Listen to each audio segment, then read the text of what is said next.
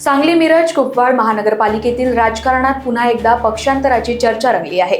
उपमुख्यमंत्री अजित पवार यांच्या उपस्थितीत मिरज येथे मोठ्या थाटामाटात राष्ट्रवादी काँग्रेस अजित पवार गटामध्ये प्रवेश केलेले माजी उपमहापौर आनंदा देवमाने यांनी काही दिवसातच पुन्हा जनसुराज्य पक्षात घरवापसी केली आहे। यापूर्वी 16 आजी माजी नगरसेवक आणि 2 माजी महापौरांनी राष्ट्रवादीत पक्षप्रवेश केला होता।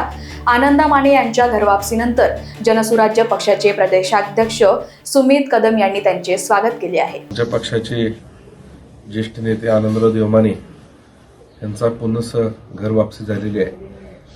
काही असणाऱ्या खालच्या लोकांच्या समज गैरसमजातनं काही गोष्टी घडलेल्या होत्या, पण एक कुटुंब असल्यामुळे पुन्हा आम्ही सगळे गुण्यागोविंदानं प्रभाग 7 मध्ये एकत्रितपणे देवमाने साहेबांच्या नेतृत्वाखाली जनसुराज्य शक्ती पक्ष हा निवडणूक पूर्णपणे लढवायच्या तयारीमध्ये आहे।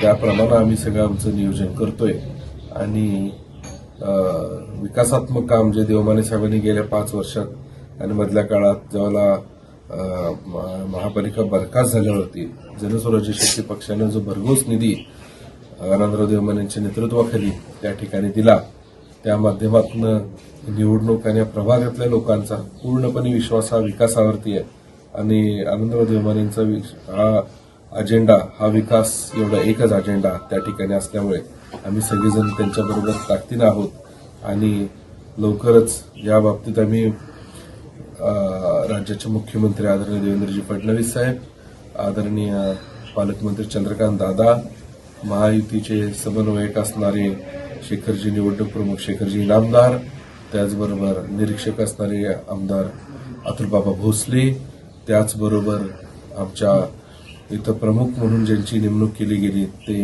मकरंदजी देशपांडे साहेब आणि इतर सर्वच लोकांशी आम्ही त्या ठिकाणी या बाबतीतली मागणी करून आमचा हा कसं हा पुढे केला जाईल याचा प्रयत्न आम्ही सगळेजण चांगल्या पद्धतीनं करून पक्षामध्ये ज्येष्ठ नेते doctor Mahadevanna Kurane, Sameerbhai Malgave. Bureau report, Lokvahini media, Sangli.